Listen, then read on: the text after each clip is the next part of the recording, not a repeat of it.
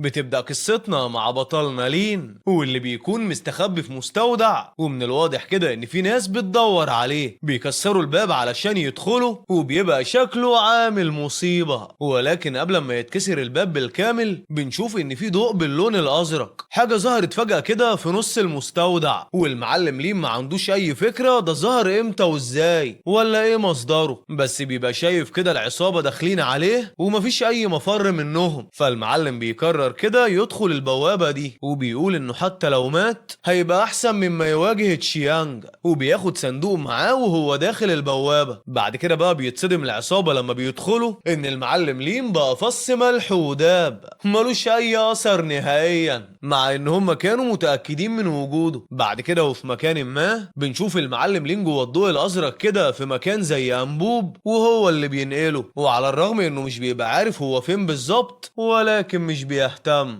هنا بقى بيسأل لين نفسه لو كان بيحلم، وده من غرابة الموقف. بعد كده بقى بيقع المعلم لين في مكان كله صحراء، بيبص لين للسما فبيلاقي فيها شمسين. فالمعلم بيسأل نفسه لو سافر عبر الزمن ولو هو لسه على كوكب الأرض أصلا. وبيتمشى لين شوية كده فبيلاقي راية حرب عليها دم، وكمان في جنود مصابين على الأرض. فالمعلم هنا بقى بيسأل لو دول محاربين قدامى، واللي بيبقى باين عليهم العطش الشديد. وبينهم بقى بيبقى فيه ست واللي بتطلب من لين يديها ميه، وده علشان ما ينفعش تموت بالشكل ده. بعد كده بقى بتقوم وبتحاول تفوق وبتسأل لين لو هو جاسوس تابع لشخص اسمه هان، وبيغمى عليها بعدها. بعد كده بيحاول المعلم لين يقومها وبيقول لها انه معاه الميه والاكل وان هو هيساعدها. بيطلع المعلم لين ازازه ميه وده من الصندوق اللي اخده قبل ما يهرب، ولكن قبل ما يعمل اي حاجه كده ولا كده بيلاقي المحاربين جم واللي بيحذروه يبعد عن اميرتهم. فبيحاول يشرح لهم لين ان معاه ميه وانه بيحاول يساعدها بس، ولكن مش بيجادلوا اساسا المحاربين علشان بيقعوا من التعب ومش بيقدروا يقتلوه اساسا. بيشرب لين الاميره من الميه دي لحد ما بتفوق وبتستعيد قوتها اخيرا، وبتساله هو جاب الرحيق اللي خففها ده منين. فالمعلم بيقول لها رحيق ايه بس، دي ميه معدنيه عادي. هنا بقى الاميره بتفكر في ان ملابس لين غريبه ولكن سلوكه واضح ان هو مش من الاعداء، وبتقول ان اكيد ربنا بعته ليهم علشان ينقذهم. بعد كده بقى بيبدا المحاربين ينحنوا لين احتراما ليه علشان انقذهم. فالمعلم لين بيقول لهم ان هم فاهمين غلط وان هو مش منقذهم ولا حاجه، وان هو مجرد رجل اعمال كان معدي من هنا عادي وشافهم كده وقال يساعد. فبتقول له الاميره بلاش التواضع ده يا عم، ده انت جايب كنز اي حد يتمناه. بعد كده المعلم بيديهم كلهم كده ازايز ميه، فمش بيصدق الكل ان ازاي في ميه بالنظافه دي. الكل بيشكروه وخصوصا الاميره، واللي بتروح كده وبتقول له ان هي الاميره شيهان وبتشكره على انقاذ حياتهم. بعد كده بقى بيسالها لين عن اللي حصل واللي خلى وضعها هي وجيشها كده. فالمعلمه شيهان بتقول له ان المتمردين حصروا المدينه ووالدها مريض جدا، وعلشان كده جمعت الجيش علشان تبقى القائد، علشان كان لازم تخترق الحصار، كان لازم تطلب التعزيزات، ولكن دلوقتي هي اتزنقت هنا ومش عارفة تعمل ايه. بعد كده بقى وفي الليل بيحضر المعلم لين للجيش كده نودلز واللي كان برضك جايبها معاه. فبتقول له شيهان ان هما ما اكلوش من 3 ايام، وبيطلع المعلم لين ولاعة كده علشان يستخدمها، ولكن بيتصدم الجنود، وده علشان ده بالنسبة لهم اختراع حديث، واللي بيفضلوا يقولوا كده ان هي نار مقدسة، وبيتصدموا علشان هو قادر يتحكم في النار زي ما هو عايز، وانه اكيد بيعمل سحر من نوع مميز. بس المعلم بيقول لهم ايه يا جدعان، انا بولع نار عادي يا رجاله، مفيش اي سحر ولا كلام من ده. وبيضحك لين كده على صدمة الجنود وان هما مصدومين من حاجة بسيطة زي دي. وحتى لما بيطلع لين النودلز من الكيس بتقول له شيهان ان شكلها انيق جدا، وبعد كده بتسأله لو متحولة من اصل روحي سماوي. فلين بيقول لها يا ستي بقى ده اكل عادي. بعد كده بتستوي النودلز وبينبهر الجنود من حلاوة ريحة النودلز وان هما ما شموش حاجة ريحتها حلوة كده قبل كده. واللي بيقول واحد من الجنود ان ممكن النودلز دي تبقى مسمومة، وبتقول له شيهان طيب وهو لين ده لو عايز يقتلني ساعدنا وشربنا ليه من الاول اساسا. بعد كده المعلم بيفرق الاكل وبياكل الكل، وبتقول له شيهان ان هي مش هتنسى جميله ده ابدا، ولو جت فرصة ترد له الجميل فاكيد مش هتتردد، وان هي حاليا مش عارفة ترد له الجميل ده ازاي. بعد كده بتوري له حاجه معاهم كده شبه سبيكه الذهب، واللي بتقول له انه ممكن ياخدها مع انها يعني حاجه بسيطه. بس المعلم لين بيتصدم كده لما بيشوف السبيكه، وخصوصا ان حجمها تقيل جدا، يعني ممكن تكفي يشتري بتمنها جزيره في العصر الحديث. لا ده كمان شيهان بتعتذر له، وان المعدن ده مش قيم قوي ويعتبر من احقر الحاجات في عالم البشر، ولكن ده حاليا كل اللي معاهم. ولكن بقى بيبقى المعلم لين قاعد كده بيتخيل كميه الحاجات اللي ممكن يعملها بالسبيكه دي، وشيهان قاعده تتكلم عن قد ايه هي ملهاش اي لازمه. فهنا بقى بيحاول المعلم لين وهو بياخدها كده ما يبينش قد ايه هي حاجه قيمه، ولكن بيبقى واضح جدا لما بيلمسها ان هي من الذهب الخالص عالي الجوده. بعد كده بقى بيقرر لين يستغل الموضوع وان الذهب اللي عندهم مش قيم للدرجه دي، وبيسال شيهان ايه تاني الحاجات اللي محتاجينها. المعلم بيقرر يقيدها مقابل الذهب وبيعرف منها كل حاجه كده. بعد كده بقى بيرجع تاني ومعاه السبيكه للعالم بتاعه من نفس البوابه اللي جه منها، واللي لما بيرجع لين للمستودع ما بيصدقش ان كل ده ما كانش حلم، وبيسمع صوت العصابه واللي لسه بيدوروا عليه. المعلم بيفضل يعض في السبيكه كده علشان يتاكد ان هي بجد، وبيفتكر الفلوس اللي مديون بيها للعصابه، وان بالسبيكه دي مش بس هيرجعها، لا ده كمان هيقدر يجدد المستودع بتاعه كله. بعد كده بقى بيقاطع افكاره وصوت العصابه دي واللي بتحاول كده تدخل عليه تاني، وبيهددوه يكسروا رجليه وياكلوه للكلاب، وهو كان ناسي ان هم لسه بيطاردوه اساسا. هنا بقى بيحس المعلم لين ان هو محتاج يعمل اي حاجه علشان يخبي السبيكه منهم، وبالفعل بيخبي المعلم لين السبيكه بيحطها في وسط الرفوف. وده في الوقت اللي رئيس العصابه بيقول لرجالته ياخدوا اي حاجه ليها قيمه، يلا قلبوا المستودع ما يسيبوش اي حاجه هنا، وان اكيد لين ده مخبي فلوس. بعد كده بيدخل العصابه المستودع فبيقول لهم المعلم لين ان التعدي على ممتلكات الغير ده شيء مش قانوني، ولكن هنا بيفضل الرئيس يهدد لين، فبيحاول لين يتفاهم وبيخلص الاتفاق على ان المعلم لين يجيب الفلوس بعد 3 ايام، ودي اخر فرصه ليه، وده قبل ما يبقى جثه. بيقول له هرميك في النهر اكل للسمك. بعد كده بيقول المعلم لين في سره انه مش محتاج 3 ايام ولا حاجه، وبياخد السبيكه وبعد كده بيطلع. بس بيلاقي ان عصابه تشيانج لسه واقفين عند البوابه، فالمعلم بيحاول يخرج كده من مكان تاني واخيرا بينجح، وبيروح لمكان يقدر يبيع السبيكه فيه، وبيحاول يمشي كده بشكل طبيعي ما بين الناس، وده علشان محدش يشك في حاجه. بعد كده ولما بيدخل المحل بيقول له المدير ان محلات جمع الخردة في الشارع اللي ورا مش هنا يا بابا. فالمعلم لين بيقول له ان الحاجه اللي معاه ممكن ما يقدرش على ثمنها اساسا، والاحسن يكلم كبار الشخصيات. وبيكون المدير لسه كده هيكمل تريقه، ولكن بيطلع لين السبيكه وبيحطها قدامه، فبيتصدم المدير اول لما بيشوفها، وكمان كل الموظفين اللي في المحل مش بيصدق المدير في الاول، وانها ممكن تبقى حقيقه من كتر النقاء، حاجه جودتها عاليه. وبيقول له لين ان هو خبير واكيد يقدر يتاكد زي ما هو عايز. بعد كده بيجرب المدير السبيكه دي، واللي بيلاقي ان جودتها عاليه جدا ومعموله كمان بشكل يدوي، حاجه كده اخر احتراف. وبيقول للموظفين يلا اهتموا بكل حاجه. المعلم هنا بيتغير 180 درجه مع لين وبيعامله بكل احترام. ما كمل اول يلا بس لو ما ناخدش بالمظاهر يا جماعه. بعد كده بقى بيقول له ان قطعه ذهبيه زي دي تعتبر كنز وطني، وبيحسب المدير تمن السبيكه دي وبيلاقي ان هي هتعمل كده حوالي 5 مليون كدفعه مقدمه. هنا بقى بيقول له لين يحول الفلوس حالا عليه، واللي في ثواني مش بيضيع المدير وقت لانه عارف قيمه السبيكه اللي معاه. بعد كده بيعدي كام يوم وبيجي تشيانج تاني كده علشان ياخد الفلوس، وكمان معاه محامي، واللي بيقول له ان احسن له يمضي على ورقه بيع ارضه، وده لو مش معاه يدفع. هنا بقى المحامي بيحاول معاه كده بكل الطرق وبيحذره انه فعلا في موقف حرج والاحسن يمضي على اللي مطلوب منه. وحتى تشيانج بيفضل يهدده وبيقول له انه كده كده هيدفع غصب عنه، ولكن بيرمي لين في وشهم كده شيك بالمبلغ اللي خده وكمان بالفايده علشان تاخير الدفع. فمش بيصدق تشيانج لما بيشوف الشيك، بيقول له لا وان هو مستحيل يبقى معاه كل الفلوس دي وان اكيد الشيك ده مزيف. فبيقول له لين انه ممكن يتاكد منه وهو كده كده معاه المحامي بتاعه، وكمان الشيك ده الكتروني يعني يقدر يقدر يتحقق من الموقع، وبيقول له يلا اطلع من مستودعي دلوقتي احسن ما اخد موقف قانوني. بعد كده بقى بتيجي بنت بتدخل المستودع كأنه كده بيت ابوها، وبيتعرف عليها تشيانج، واللي بيقول ان هي بنت عائلة كي، وبيستغرب انها جت لمكان زي ده، ولكن بتتجاهل كي كلام تشيانج ده، واللي بتعرض على لين عيلتهم يشتروا 60% من اسهم المصنع. فالمعلم لين بيقول لها انت بتستعبطي، عايزه تحولي مصنعي الملكيه خاصه لعيلتكم؟ فبتقول له كي ان هي الوحيده اللي تقدر تساعده دلوقتي، وان من غير العرض ده مش هيقدر يسدد ديونه. فالمعلم لين بيقول لها انه طول عمره كان بالنسبه لها شخص ملوش لازمه، وبتساله كي لو الموضوع يستحق بجد ان حياته تروح علشانه، وكل ده علشان ما يبيعش اسهم المصنع، علشان بس يعمل نفسه عنده كرامه. وبتعرفه ان العرض ساري طول ما هو عنده استعداد يحط كرامته على جنب دلوقتي. فالمعلم لين بيقول لها ان هي غلطانه، وان هو مش بيعمل كده علشان يحمي كرامته بس، ولكن علشان هو فعلا مش محتاج منها مساعده بجد. بعد كده بيطلع المعلم لين الموبايل وبيوري العصابه ان هو فعلا بيحول لهم الفلوس، ومش بتصدق كي لما بتشوف ان فعلا لين معاه فلوس، واللي بتساله جاب المبلغ ده كله منين. بعد كده بقى بيحذروا تشيانج ان لو الفلوس ما وصلتوش بجد هيمسح بكرامته الارض، ولكن المعلم لين بيدوس كده تحويل وبتوصل الفلوس، وبيرفع الموبايل وبيوري الكل ان الفلوس وصلت بجد، ولكن بيرفض تشيانج برضك يصدقه، وبيقول له يا عم دي صوره معموله بالفوتوشوب. فبيتصل لين بالبنك وبيسالهم عن التحويله، وده علشان يوريهم ان كل ده بجد. هنا بقى بيقول لهم المحامي ان فعلا لين ما بيكدبش، وسوى كل حساباته وكل ده، والمعلمه كي واقفه مصدومه، وان ده لين نفسه اللي توسل لها قبل كده ياخد منها 50,000 يوان. بعد كده بيطلع لين فلوس تاني كده، وبيقول ان دي فلوس الفوائد، وبيرميها في وش تشيانج،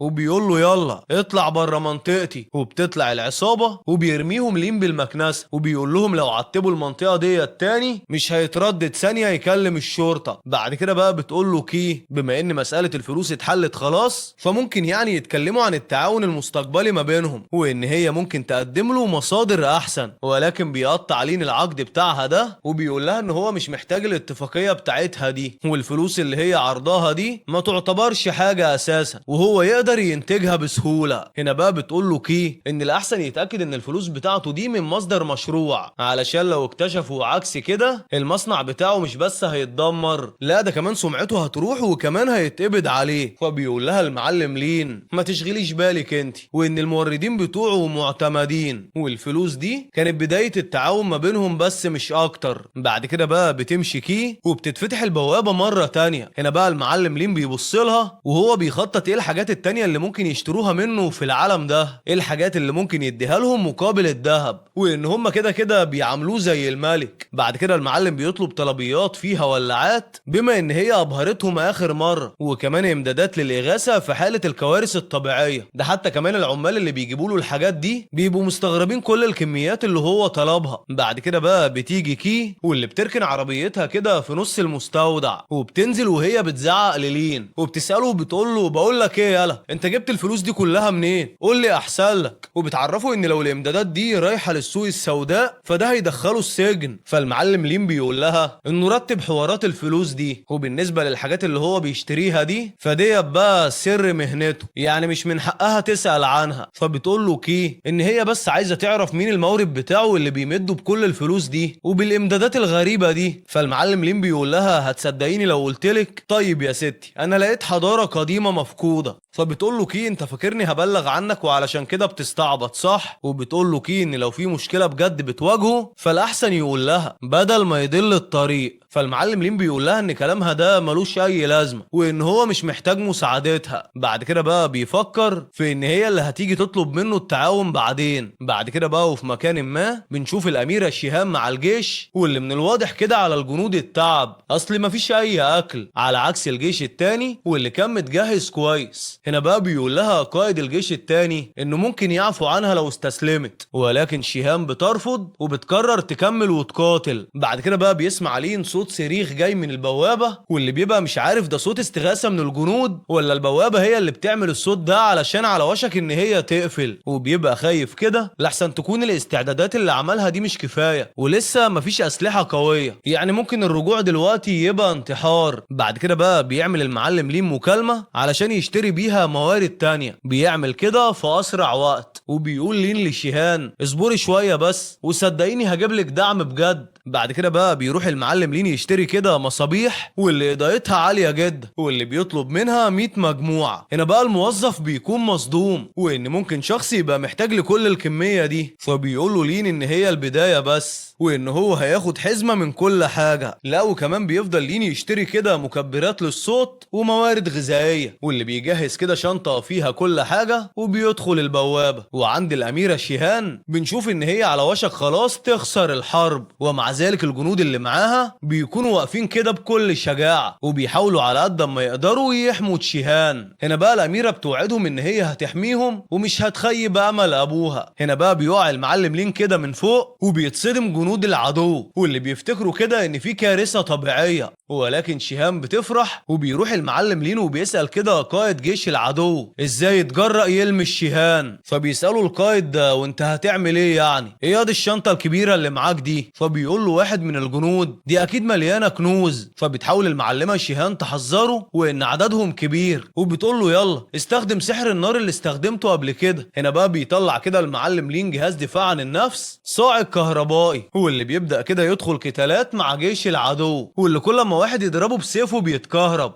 هنا بقى بيسأل لين لو اي شخص تاني عايز يجرب، ده غضب الرعد. فبيقول له القائد ده شكله كده سحر خارق للطبيعة وان هم محتاجين بس يحاصروه ويقتلوه. بعد كده بقى بيبص المعلم لين على اجهزة الصاعق الكهربائي وبعدها الجنود، وبيلاقي ان هي مش هتقعد كتير والجنود كده هيموتوا من الجوع، وبيحس ان هو محتاج يعمل حاجة بسرعة. فبيطلع لين كده علبة اكل من الشنطة وبيسأله القائد لو فاكر ان هو هيقدر يتصدى للعدو بحتة حديدة. فبيفتح لين العلبة دي واللي بتبقى ريحتها قوية واللي بتلفت نظر كل الجنود ليها وده من حلاوتها. بعد كده بقى بيبدأ المعلم لين يقطع منها وبيدي الجنود، بيديهم علب منها بترجع طاقتهم تاني وبيحسوا كده ان هم جاهزين للقتال. بعد كده بقى بيحاول قائد جيش العدو يقول للجنود ان هم اكتر واقوى منهم وان هو هيديلهم مكافآت كتير لو كسبوه. بعد كده بقى بيستعمل المعلم لين مكبرات الصوت والكشافات اللي كان جايبها علشان يلهي العدو واللي مش بيقدر الجنود يحاربوا كده من قوة الإضاءة، واللي بيستعمل بعدها كده عليهم الليزر علشان يقتلهم. وبيقول لهم ان اي حد مش عايز يموت يستسلم وينزل على ركبه. هنا بقى بينحني جنود العدو لما بيشوفوا كل ده، وده علشان بيفتكروا ان اكيد المعلم لين ده كائن خارق عن الطبيعة وانه مستحيل يبقى انسان عادي، واللي بيتوسل له كده كل الجنود سواء العدو او جنود شيهان. هنا بقى المعلمة شيهان بتدي كنز اثر اللين وبيدي لين الجنود اكل واللي بيقول لهم ان محدش هيروح جعان النهارده. بعد كده بقى المعلم بيلاقي كده خوذة المتمرد وبيفكر ياخدها هي كمان، وده علشان اكيد ليها قيمة في العصر الحديث وده علشان اثرية. بعد كده بقى المعلم بيبدأ يدور ما بين حاجات الجنود اللي سابوها لو اي حاجة بينهم ممكن يبقى ليها قيمة، وبيفكر كده في الفلوس اللي هيدفعها الناس مقابل الحاجات دي في العصر الحديث.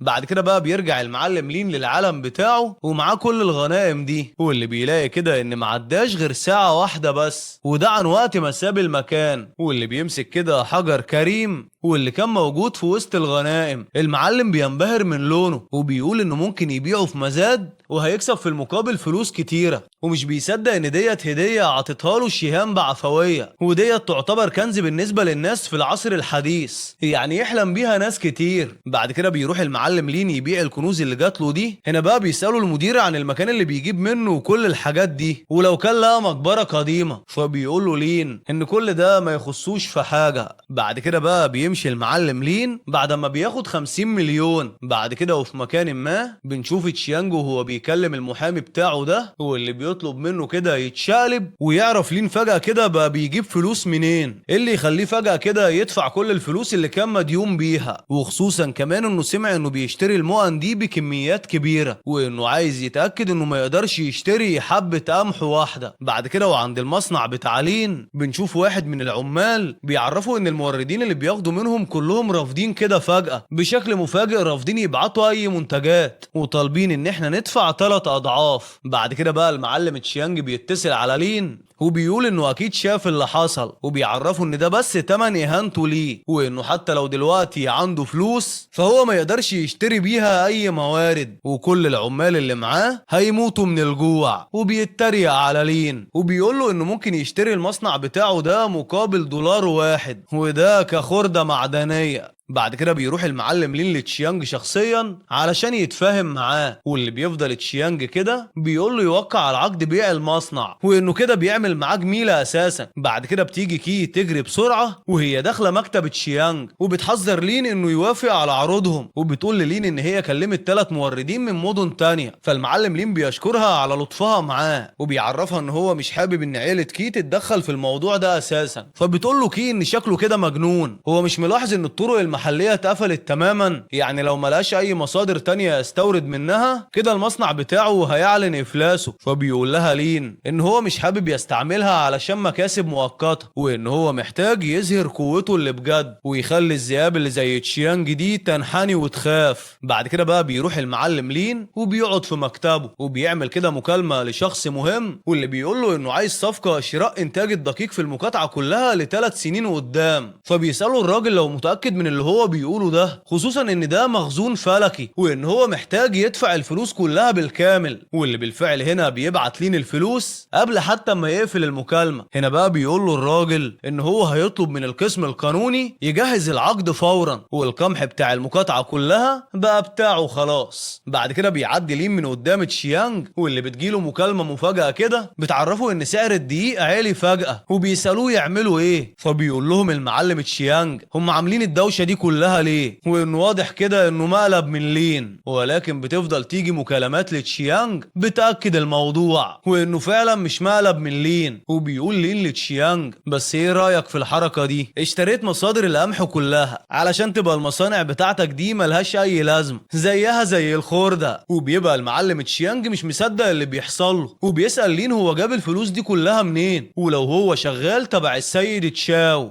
بعد كده بيروح المعلم لين على مصنعها واللي بنشوف كده اول طلبيه من القمح بتوصل وكل العمال بيحتفلوا، وبيقول لهم لين يلا الكل يرجع بقى على الشغل. وبتشوف كي عربيات نقل باعداد كبيره، واللي بتتصدم هم ليه رايحين كلهم كده ناحيه بيت لين، واللي بتروح كده وراهم علشان تشوف هو ايه بالظبط اللي بيحصل. ولكن بيوقفها كده حارس وبيقول لها ان لين قال ان الموضوع ده سر تجاري، وعلشان كده مش بيدخل اي حد هنا غير العاملين في فتره الانتاج. فبتزعل المعلمة كي ولكن بتبقى مهتمة تعرف السر، خصوصا ان حتى جدها رجل الاعمال الكبير ما يقدرش يعمل كل ده. واللي بتسأل يا ترى لين مخبي قد ايه عنهم. بعد كده بقى بنرجع عند تشيانج واللي يا عيني بيبقى قاعد مصدوم كده من المصيبة اللي هو فيها دي، وبيرميله لين عملة وبيقول له خد اكيد هتفيدك، يبقى يرجع بيها بيته بكره لما مصنعه يعلن افلاسه، وحتى فلوس المواصلات مش هتبقى معاه. واللي بتلاقي كي لينا اخيرا واول حاجه بتعملها انها بتساله لو كان بجد لقى كنز، ولو كان اللي قاله لها قبل كده حقيقي هل ما كانش بيضحك عليها. بعد كده بقى بنشوف في مكان تاني قد ايه استحواذ لينا على القمح مؤثر على الاقتصاد كله، وفي شركات كتير خسرت بسببه. وحتى تشيانج في حفله كده مع رجال اعمال تانيين بيبقوا سمعوا خبر ان هو هيصفي شغله وهيعلن افلاسه قريب. بعد كده بيدخل المعلم لين الحفله دي وهو بيتوعد انه يخلي كل اللي اتريق عليه وهان كرامته باي شكل انه يدفع الثمن غالي، وبيتريق عليه رجال الاعمال علشان بيفكروا ان هو واحد من المتضررين من موضوع القمح. ولكن بيطلع لين على المسرح اللي موجود في القاعه دي وبيقول لهم ان هو مش هنا علشان يعرض شغله او يبيع لهم اي حاجه، وان هو جاي بس النهارده علشان يعلن عن توسيع مصانعه بشكل مبدئي، وده علشان يضاعف الانتاج ل3 اضعاف. هنا بقى بيتصدم الكل علشان كلام لين ده معناه ملايين الدولارات علشان يتنفذ. وبعد ما بيخلص لين الخطاب بتاعه ده كل رجال الاعمال بيجروا عليه واللي بيتوسلوا له يتعاونوا معاه اي تعاون. وحتى كي بتروح له وبتقول ان هي بتتراجع عن عقد الاستحواذ اللي عرضته قبل كده، واللي بتقدم بداله عرض اتفاقية تعاون استراتيجية، عرض متكافئ ما بين الطرفين، وبتعرفه ان هي حابة يكونوا حلفاء. ولكن المعلم لين بيبقى رافض ده، واللي بتسأله بعدها كي لو في حاجة مخبيها عنها، فبيحس لين ان ده مش الوقت المناسب انه يقول لها السر دلوقتي. بعد كده بقى وفي مكان ما بنشوف التلج بدأ يتساقط كده على اراضي شيهان، والموضوع بقى غريب بالنسبة لهم، وده وده علشان المفروض ان هم في فترة جفاف وانها ما تخلصش دلوقتي خالص، وبيبقى الجنود خلاص بيتجمدوا من البرد. وعند المعلم لين بنشوف ان الساعة بتاعته دي مربوطة بالعالم بتاع شيهان. المعلم بيعرف المصيبة اللي جاية لهم، واللي بيقول لكي ان هي كانت عاوزة تعمل معاه تعاون وان هو دلوقتي هيتعاون معاها، واللي بيطلب منها ان في خلال نص ساعة بس كل الملابس الشتوية اللي في المدينة تبقى عنده، وبيسيبها وبيمشي. بعد كده بقى بيروح المعلم لين،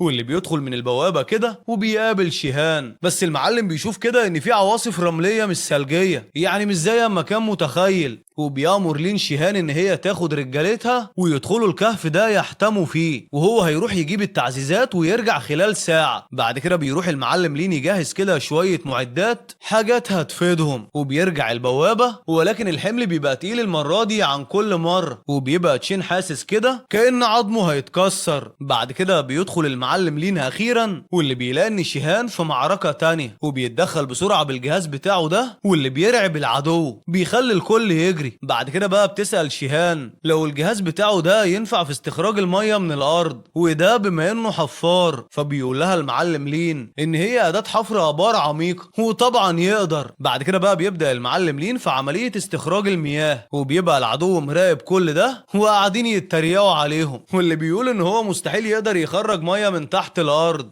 دي أرض صحراء. ولكن الكل بيتصدم هنا لما بيلاقوه وصل كده لجزء فيه أرض رطبة واللي من تحته فيه مية. بيخلص المعلم ليه مهمة الآبار. بعد كده بقى بيروح المعلم يجيب ألواح امتصاص ضوء الشمس. هنا بقى بيقول للجنود إن هي قادرة تولد طاقة، وده علشان يخلوا الحفار يشتغل طول الوقت. وبنشوف إن العدو شايف كل اللي بيحصل ده، واللي بيخطط كده إنه يقتل لين في أول فرصة. وبيحس لين إن شيهان حاسة بحاجة، وبيسألها لو شايفة حاجة غلط بتحصل، فبتقول له شيهان ما يشغلش باله ويكمل بس في مهمة حفر الآبار. بعد كده بقى بيبدأ العدو في الهجوم، وبيبدأ الجنود يتقاتلوا، واللي بتقول شيهان للين ما تعملش أي حاجة غير إنك تركز في مهمتك. وبيفضل المعلم لين مركز كده على الحفر، وبيزيد الضغط بتاعه جدا لدرجة إن الأرض بتتشق، وفي النهاية بتخرج المية أخيرا. وبتفرح المعلمة شيهان لما بتشوفها لدرجة إن هي بتعيط، وبتحتفل الجنود بإنجاز زي ده، وبتملى المية كل الفراغات اللي في الأرض. وجنود العدو في عالم موازي بيقولوا إن هم محتاجين يروحوا يبلغوا قائدهم بسرعة. هنا بقى شيهان بتحذر لين إن لو الخبر ده انتشر اللاجئين واللصوص هيجوا من كل مكان بأعداد كبيرة، واللي بتسأل لين إزاي يتعاملوا مع الموضوع ده. فالمعلم لين بيقول لها ما تقلقيش، واللي بيبدأ يخطط كده لكل اللي يقدر يعمله، واللي بيقدروا يقبضوا في النهاية على أعداد من اللاجئين. وبيقول المعلم لين لشيهان يلا نقي الأقوياء منهم علشان هتحتاجهم بعدين. وبيبقى المعلم لين مع شيهان كده لوحدهم، واللي بتسأله عن الخطة بتاعته. فالمعلم بيقول لها إن هو هيبني القلاع، وده علشان من النهاردة ورايح هيبقى هو سيد المدينة دي.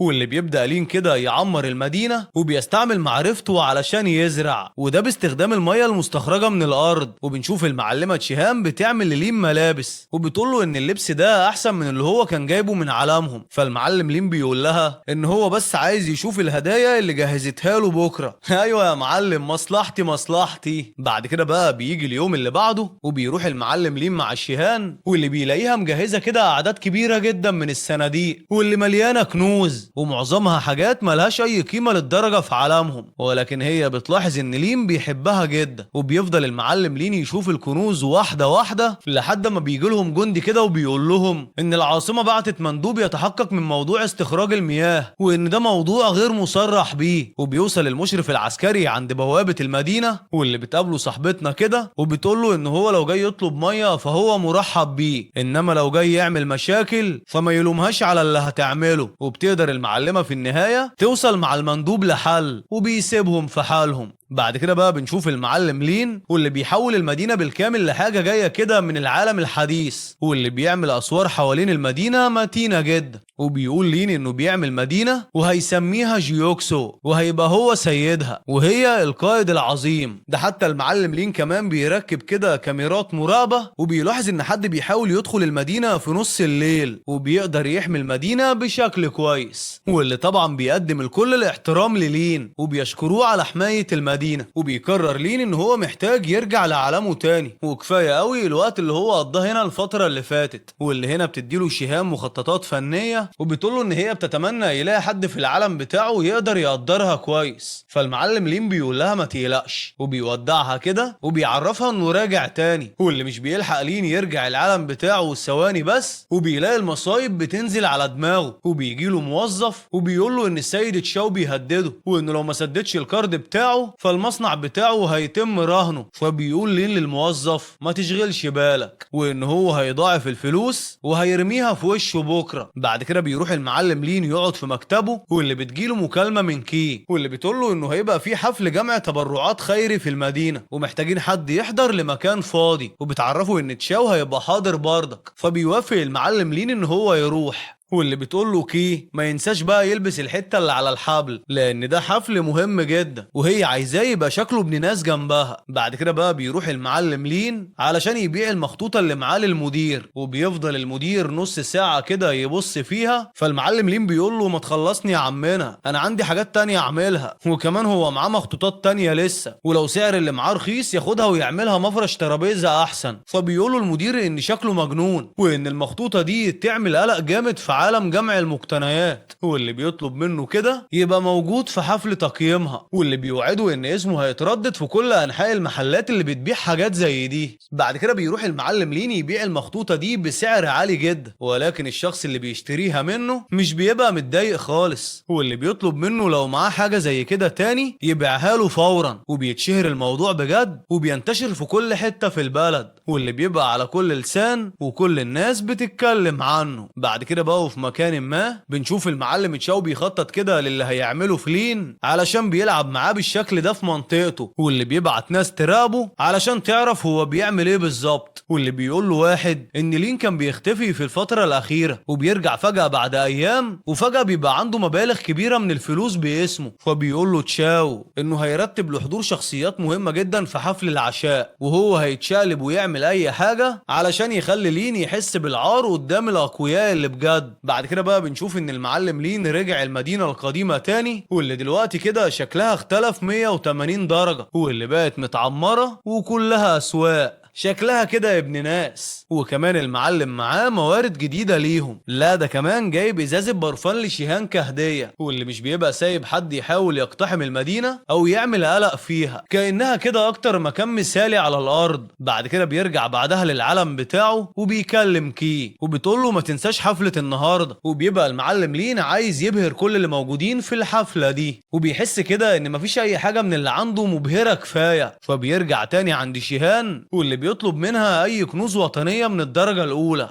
فبتقول له شيهان ان الحاجة اللي بيدور عليها دي ممكن يلاقيها في المنطقة المحظورة، واللي بتاخده شيهان هناك واللي بتعرفه بحاجة كده معروفة باسم شجرة ثعلب جبل التلج، واللي مفيش منها غير واحدة بس في العالم كله. فبينبهر لينا اول لما بيشوفها، وان قطعة واحدة بس تساوي الملايين وهتغير حياته كلها. واللي مش بيبقى عند شيهان مشكلة انها تديها له، وبتقول ان اهم حاجة عندها دلوقتي تأكل شعبها. وبيقول لها المعلم لين تستنى رجوعه كده مرة تانية، واللي هيبقى جايب لها معاه احسن الحاجات. بعد كده بيحاول لين يشيل الشجرة، ولكن بيلاحظ ان مجال طاقتها عالي جدا. واللي اول لما بيرجع لين لعالمه بيعمل مكالمة كده وبيقول ان عنده كنز وطني ما يقدرش بتمن، وعايز اعلى حراسة مسلحة عليه. فبيقول له الراجل انه خلاص هيوصل في خلال دقائق، واللي بالفعل خلال دقايق بس بيوصل كده ومعاه طيارات هليكوبتر وعربيات شرطة، وبتنتقل الشجرة دي بعناية فائقة. وبيبقى المعلم لين مش عايز اي حد يبص عليها حتى، وده قبل ما يوصلوا للمزاد الخيري. بيروح الاول كده يقيم تمنها، واللي بيسأله المدير لو متأكد انه عايز يتبرع بيها، وان هي حاجة غالية جدا دي ممكن تغير حياته كلها، وده لو هيتكلموا عن سعرها وقيمتها. بعد كده بقى بنشوف ان المعلم تشاو لسه متغاظ جدا واهرم من لين، واللي بيطلب كده من رجالته ان هم يطلبوا من الاعلام ييجوا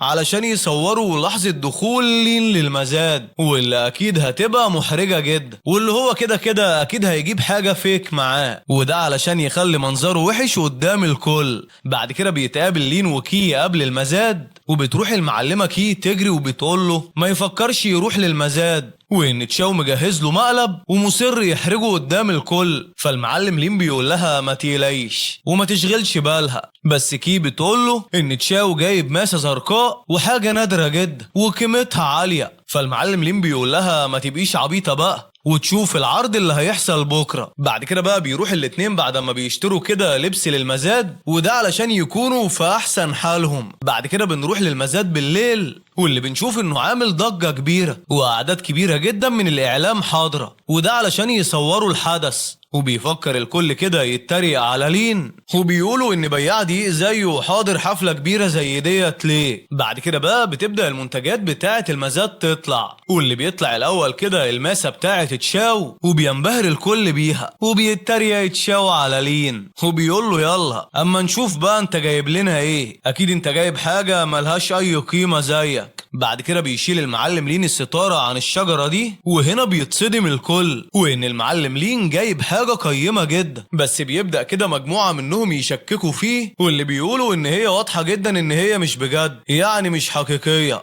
واللي تلاقيه جايب شوية أغصان من شجرة عادية كده وملزقهم في بعض. والناس كمان بتفضل تتريق على كي علشان جاية مع فاشل زي لين. بعد كده بقى بيوصل أخيرا الخبراء، واللي بيأكدوا إن الشجرة دي بالفعل قيمتها عالية جدا ويمكن توصل لملايين، وبيكبسوا تشاو، واللي بتتغير فجأة كده طريقة الناس مع لين، واللي الكل بيبقوا عايزين يقربوا منه، وده بعد ما قالوا عليه كداب. بعد كده بقى بيجي دور لين في المزاد، واللي بيتعرض سعر أولي للشجرة كده 300 مليون، واللي في ثواني بس بيرتفع سعرها ل 500 مليون يا ابن اللعيبة. واللي بيبقى الناس كلها كده معجبين جدا بألوانها وبأشكال الشجرة المختلفة، وحتى موظف المزاد بيشكر لين جدا على تبرعه وإنه كده هينقذ ناس كتيرة جدا. بعد كده بقى وفي النهاية المعلم تشاو بيبقى هو اللي محرج جدا وبيسيب المزاد جاري. بعد كده بقى بيروح المعلم لين بعد ما بيوصل كي بكل فخر، لحد ما بقى بيلاحظ في البيت كده ان في ناس بيراقبوه. المعلم بيلاحظ ان المعلم تشاو بعت له ناس تخلص عليه، ولكن بيبقى لين مش قلقان خالص، وده علشان بنيته الجسدية الحالية تخليه مش بس يخلص عليهم، لا ده كمان يشارك في الأولمبيات لو عايز. بعد كده بقى بيدخل رجالة تشاو لمستودع لين، والمعلم لين بيوقفهم في ثواني، واللي بيقول لهم يروحوا يقولوا لتشاو يبطل اللعب بتاعه ده، انا مش بحب اللعب القذر ده، يا اما هيعمل حاجات مش هتعجبه. بعد كده بقى بيرجع رجالة تشين بخيبتهم، واللي بيفضل تشاو كده يشتم فيهم، بيقول لهم انتم مالكوش لازمة. وهنا بقى بيكرر عم تشاو ده ان هم يقطعوا كل الامدادات للمواد الخام عن مصانعه، ويشوف بقى قد ايه المعلم لين هيقدر يصمد قبل لما يجي يتحايل عليه، اكيد هيجي يطلب منهم المساعدة. بعد كده بقى وتاني يوم بنشوف ان السكرتيرة بتبلغ لين بكل اللي حصل، وان الامدادات اتقطعت عنهم، وبيبان على المعلم لين الهدوء وان هو مش قلقان خالص، وبياخد السكرتيرة الخزنة بتاعته كده، واللي بتتصدم كده اول لما بتشوفها من كم الكنوز اللي جواها.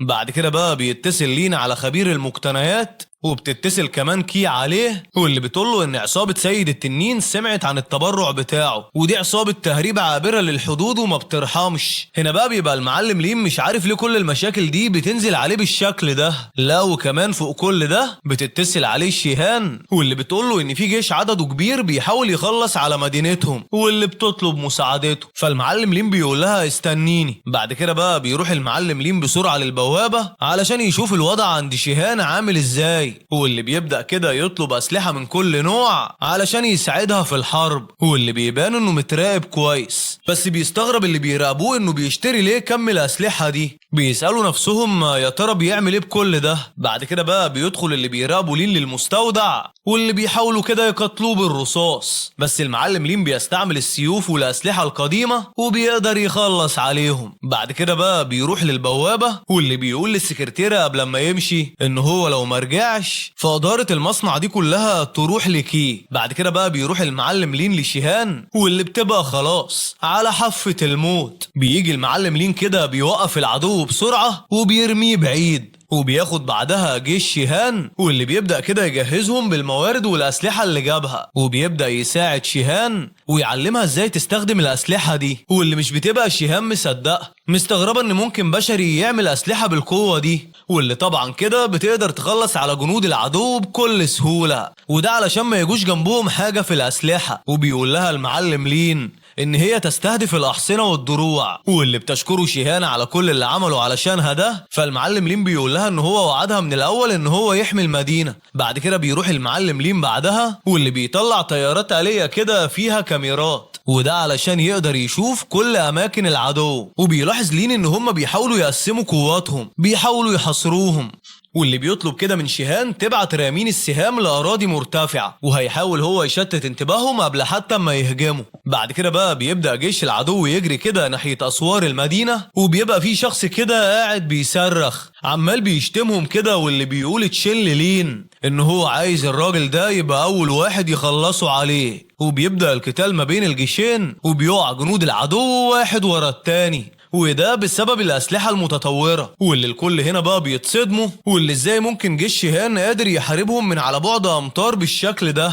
واللي بيبدأ كده جنود العدو يترعبوا، واللي بيقولوا ان هم اكيد اشباح، اللي بيحصل ده مش طبيعي. بعد كده بيروح جنود شيهان وراهم، واللي بيبقى كده جيوش العدو خلاص مفككة، مرعوبين جدا، واللي سهل ان هم يخلصوا عليهم. بعد كده بقى بيقدر واحد من جيوش العدو انه يوصل لشيهان، واللي بيقول لها ان هي جبانة علشان مسمية نفسها قائدة، ولكن قعدت قاتل من ورا الاسوار، وان القائد الحقيقي بيواجه بشكل مباشر. فالمعلمة شيهان بتقول انت شكلك كده عايز تموت بسرعة، فبلاش صداع يلا واديك اللي انا عايزاه، واللي بتوجه السهام بتاعتها كده ناحيته. هنا بقى بيتصدم الجندي علشان اول مرة يشوف نوع سهام بالشكل ده، واللي بترميه شيهان بالسهم، واللي من قوة الضربة دي بيلزق في جذع شجرة، واللي بيقول لها لين كده وهو فخور بيها ان هي اتحسنت جدا. بعد كده بقى بيجي الليل والحرب بتقف، وده بعد ما محوا جيش العدو. بيروح الجيوش كلها كده يلموا الكنوز، وبتجيب المعلمة شيهان كنز بتديه لين. فالمعلم لين بيتصدم من قيمته، وده لان شكله حاجة نادرة،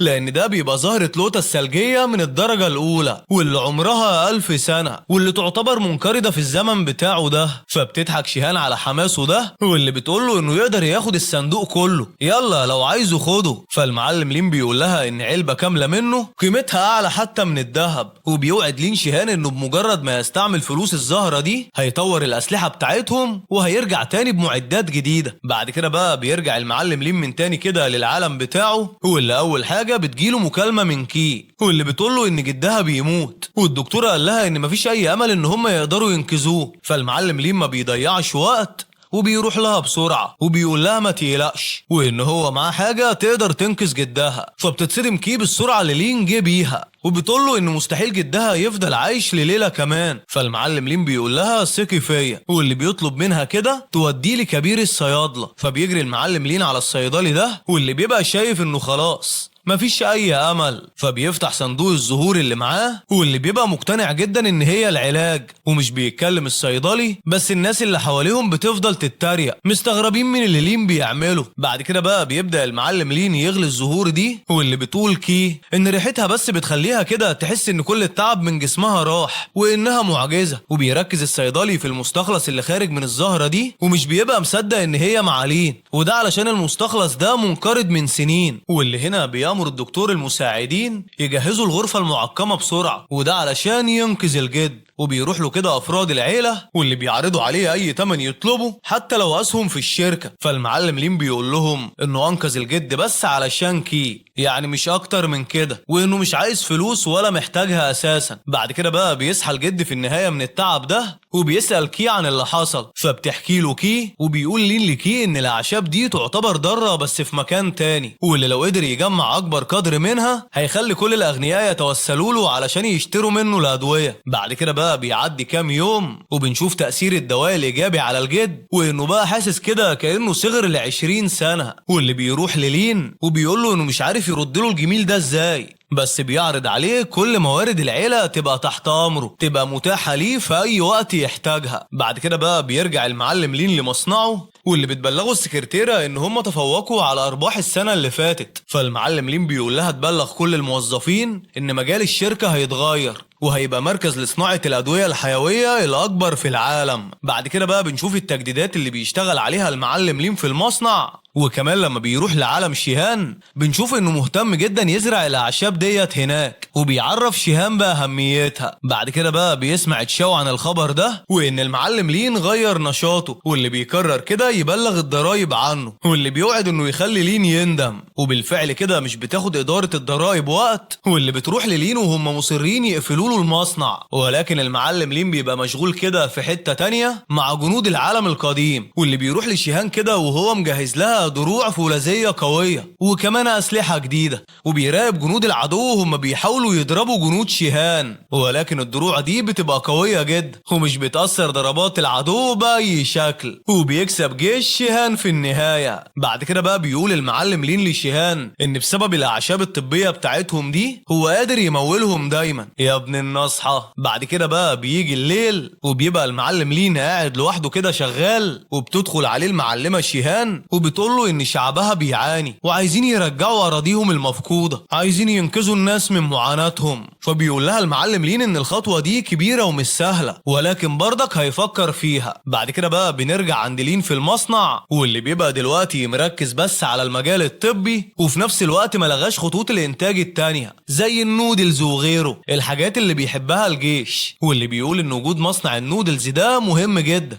علشان ما يشكش الناس انه بيصنع حاجة تانية حربية. بعد كده بقى بيجي المعلم تشاو في الوقت ده للمصنع بتاع لين، واللي بيوريه ان معاه امر بالبحث من الضرائب وهيفتش جوه المصنع، واللي بيامر رجالته كده يدخلوا يدوروا، واللي بيقول ان معاه المدير ليو من مكتب الضرائب. واللي بعد كده بقى بيجي الراجل فجأة كده من الضرائب، واللي بيوقفهم وبيقول لهم ان شركة لين للأدوية الشركة الوحيدة المدعومة من المقاطعة اساسا، وان اللي بيعملوه ده بيعيق تقدم البحث العلمي وده على المستوى الوطني كله. فبيخاف المعلم تشاو وليو وبيسيبوهم وبيمشوا، وبيقعد بعد كده بقى المعلم لين يفكر ويخطط وهيعمل ايه في الخطوة اللي جاية، وده علشان يبقى محتكر للموارد في العالم بتاعه ده، وازاي يطور العالم الجديد وازاي برضك يطور العالم القديم. بعد كده بقى بيروح على المصنع علشان يشوف الموارد الجديدة، وبتجيله رسالة من شيهان واللي بتقوله يبقى يجي وراها للجنوب، وده علشان هي راحت ترجع أراضيها. بعد كده بقى بيروح المعلم لين للعالم القديم علشان يطمن ان كل حاجة كويسة، ولكن بيجي لهم خبر وان ابو لين مات وان العاصمة في فوضى بسبب الجيوش التانية، وده علشان اعتبروا شيهان وجيشها متمردين، والجنرال اتواطئ مع المتمردين الاصليين. بعد كده بقى بتحاول شيهان ترجع لين لعالمه وبتقول له ان اللي بيحصل ده شيء عائلي يعني ما يخصوش في حاجة. فالمعلم لين بيقول لها لا، وانه لازم يفضل هنا علشان يحمي الحصن بتاعه،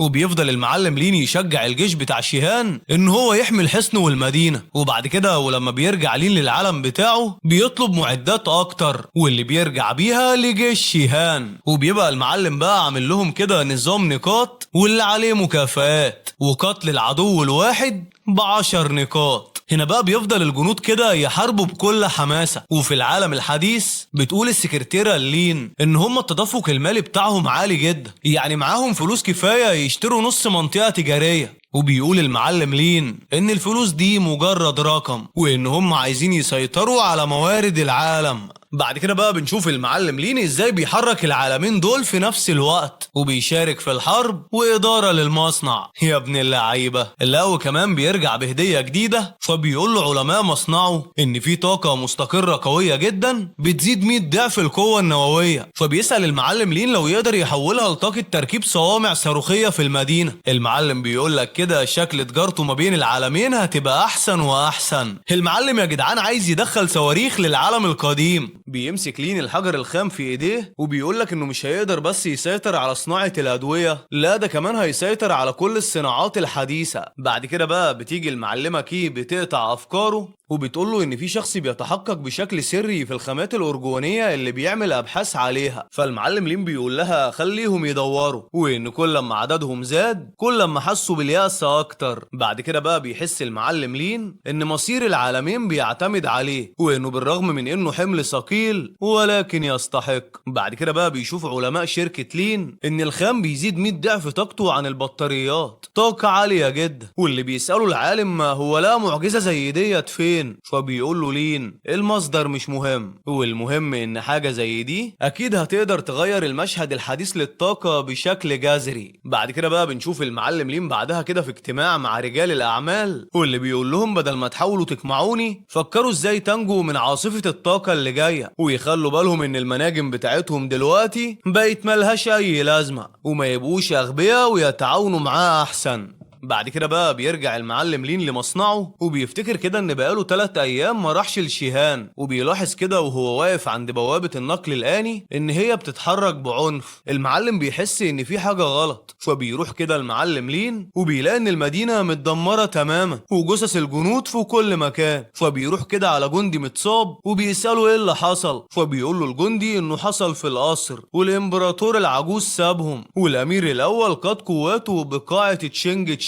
والعاصمة في حالة من الفوضى، والأمير الأول قرر يقضي على أي قوة تعارضه. فبيروح المعلم لين يشوف حال البلد وبيلاقي إنه كله متدمر والموضوع قالب بمذبحة. وبنشوف شيهان اللي بتتعذب كده من الأمير الأول، واللي عايز يعرف منها مين لين ده اللي بيمدهم بالموارد. وبيقول المعلم لين إنه هيشوف دلوقتي قوة الخام الأرجواني، ولو هو فعلا يقدر يدمر المدينة، واللي بالفعل بيقدر لين يهزم رجالة الأمير. وبيروح بعدها للمكان اللي مخبي فيه شيهان، بيقضي على كل الرجالة اللي في المكان وبينكش شيهان. بعد كده بيعالج لين جروح شيهان، واللي بتحذره ان رجالة الامير هيقدروا يوصلوا له وهيتعقبوا اثاره، ولكن بطلنا لين بيبقى مش فارق معاه الكلام ده، وبيشوف ان فعلا كده جنود الامير جم بيدوروا عليه، وبيشوف المعلم لين عددهم وكمان بيعدهم. بعد كده بيرجع تاني للعالم بتاعه علشان يطلب معدات تانية ويبعتها فورا للعالم القديم، واللي بيفرح جدا كل الجنود لما بيشوفوا المعدات الجديدة، وان الاسهم والسيوف مستحيل تأثر فيها. بعد كده بقى بيبدأ القتال ما بين الجيشين، وبيبقى القتال محتدم، ولكن جيش العدو مصدومين من قوة الدروع بتاعت جيش شيهان ومعداتهم المتطورة. لا وكمان بيبعت المعلم لين طيارات آلية كده علشان تراقب الوضع بتاع جيش العدو وعلشان يستعدوا كويس، واللي بيبعت معاهم كده قنابل بتخلص على جنود النخبة في ثواني. وبيبقى الجنود مش مصدقين اللي بيحصل ده، واللي بيقولوا ده أكيد هجوم شيطاني. بعد كده بقى بيبدأ المعلم لين يستهدف خيمة الملك وبيوجه لها الصواريخ، فبيحاول الجنود يحموه بأي شكل. يا عيني يا ابني. وبيفضل المعلم لين يبعت لهم كده طيارات آلية تاني ويرمي عليهم قنابل، وخلاص كده جيش العدو متأكدين ان هو مستحيل يبقى انسان. وبتدي شيهان كده اشارة لجنودها ان هم يحاربوهم هم كمان، ومعاهم لين اللي بيساعدهم بكل اللي يقدر عليه. وفي النهاية بيخلصوا على جيش الامير الاول، وبيفضل الامير يجري وراهم بالحصان بتاعه ده، واللي بيقول لشيهان تستنى بس لما يرجع ومعاه جيوش اكبر. لا وكمان بيفضح لين الامير الاول في مدينته، بيطلع تسجيل ليه وهو بيعترف باللي عمله وان هو اللي قتل الامبراطور، وده علشان ياخد كل الاراضي. وطبعا هنا الناس بتهيج عليه، واللي بيقولوا ان هم لازم يقتلوا الامير لانه خاين، وان خاين زيه مش محل ثقة. بعد كده بقى بنشوف جنرال كبير اسمه تشاو، واللي بيحاول الامير كده يغريه وانه هيديله مستوى اعلى من مستواه ولكن لو فضل في صفه. ولكن الجنرال ده بيبقى مش عايز يفضل على الجانب القذر وبيدمر اسلحة الاعداء، واللي بيفضل كده يحصل قتال ما بين جنود الجنرال وما بين جنود الامير. وبعد كده بتتفتح بوابة المدينة بعد فترة، وبتوصل شيهان واللي تبقى الحاكم الاصلي الوريث للامبراطور. بعد كده بقى بيتحول القتال علشان يصبح ما بين جيوش العدو وجيوش شيهان، وبيقول لين للجنود يحموه، وده علشان هيحاول يعمل فتحة في بوابة جنود العدو. والمعلم لين بالفعل بيعمل الفتحة دي، واللي بيحط فيها قنبلتين بيفجر البوابة، وبتقول له شيهان انه اعظم مساهم في سلالة تشين. بعد كده بقى بتتدخل شيهان، واللي هنا بتحاول كده تحاصر الامير اللي سرق عرشها، وبتقول له ان الشعب كله غضبان عليه، وده علشان سرق حاجة مش بتاعته، وان هي رجعت النهاردة من تاني علشان تستولي على العرش. واللي بيحييها كده الشعب كله وفرحانين بيها، وبيقول لها الجنود ان هم هيقتحموا القصر ويقبضوا على ولي العهد.